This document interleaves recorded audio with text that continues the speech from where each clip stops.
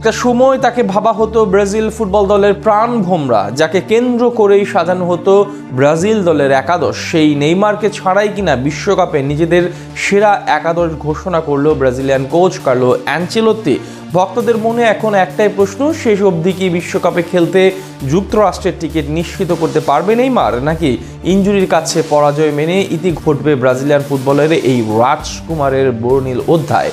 নেইমারকে ছাড়া তবে কাদের স্কোয়াডে রাখলেন ব্রাজিলের কোচ, সেটাই থাকছে প্রতিবেদন। দরজায় করা নাড়ছে the greatest show on earth খ্যাত ফিফা বিশ্বকাপ 2026। প্রথমবারের মতো 48 দলের অংশগ্রহণে আয়োজিত এবারের এই আসরটি অনুষ্ঠিত হবে উত্তর আমেরিকার 3 দেশ যুক্তরাষ্ট্র, কানাডা এবং মেক্সিকোতে। ইতিমধ্যেই নিশ্চিত হয়ে গেছে আসরে কোন দলগুলো খেলবে আর কারা খেলবে না। দলগুলোর ম্যানেজাররাও তাই নড়ে চড়ে বসেছে, তৈরি করছে নিজেদের স্কোয়াড। তারই ধারাবাহিকতায় 5 বারের বিশ্ব চ্যাম্পিয়ন ব্রাজিলের কোচ কার্লো আনচেলোত্তিও জানালেন বিশ্বকাপ স্কোয়াডে জায়গা পাওয়া নিশ্চিত কিছু নাম, যেখানে Raphinha, Alisson, Casemiro, Rodrigo, Martinelli সহ মোট 11 জন ফুটবলের নাম রয়েছে। তবে এই তালিকায় নাম আসেনি নেইমার জুনিয়রের। ফুটবল বিশ্বের এক ধ্রুবতারা পেলে, রোনালদো, নাজারিওদের যোগ্য উত্তরসূরি ভাবা হয় তাকে। কোটি ভক্তের আবেগের নাম নেইমার জুনিয়র, যাকে ঘিরে এক যুগেরও বেশি সময় ধরে মিশন হেক্সা জয়ের স্বপ্ন বুনছে সেলেসাওরা। সেই নেইমারকে ছাড়াই কি তবে 2026 বিশ্বকাপ মিশন শুরু করছে রেকর্ড 5 বারের বিশ্ব চ্যাম্পিয়নরা?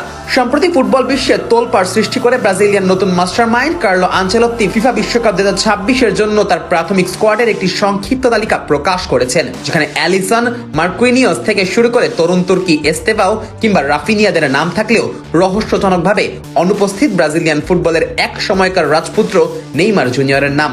গত 1 বছরেরও বেশি সময় ধরে নেইমার যেন এক গোলক ধাঁধায় বন্দী।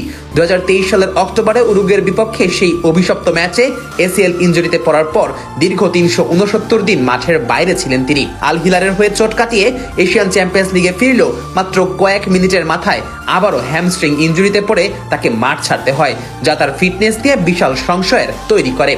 আন্তর্জাতিক ফুটবলে শেষবার তাকে দেখা গিয়েছিল সেই উরুগুয়ের ম্যাচেই, আর তারপর থেকে জাতীয় দলের ড্রেসিং রুম তার জাদুকরী ড্রিবলিং আর গোল উদযাপনের সাক্ষী হতে পারেনি। যদিও নেইমার আবারও ক্লাব ফুটবলে ফেরার চেষ্টা করছেন এবং টুকটাক ড্রিবলিং এ তার সেই পুরনো ধার দেখা যাচ্ছে, কিন্তু আনচেলোত্তির বর্তমান কৌশলে হাই ইন্টেন্সিটি ফুটবলের ভিড়ে শারীরিকভাবে ভঙ্গুর নেইমারকে নিয়ে ঝুঁকি নিতে নারাজ এই ইতালীয় কোচ। যেখানে ভিনিসিয়াস জুনিয়র, রড্রিগো আর তরুণ এস্তেভাওরা ইউরোপীয় ফুটবলে রাজত্ব করছেন, সেখানে নেইমারের অফ ফর্ম আর বারবার ইনজুরিতে পড়া তাকে মূল স্কোয়াড থেকে ছিটকে দেওয়ার প্রধান কারণ হিসেবে দেখা হচ্ছে। আনচেলোত্তির ঘোষিত তালিকায় ক্যাসিমিরো বা ব্রুনো গুইমারেজদের মতো পরীক্ষিত সৈনিকদের নিশ্চয়তা থাকলেও নেইমারের নাম না থাকা কি তবে ইঙ্গিত দিচ্ছে যে ব্রাজিলিয়ান ফুটবলের পোস্টার বয় যুগের অবসান ঘটতে চলেছে, নাকি এটি কেবলই ফিটনেস প্রমাণের জন্য নেইমারকে দেওয়া এক প্রচ্ছন্ন সতর্কতা?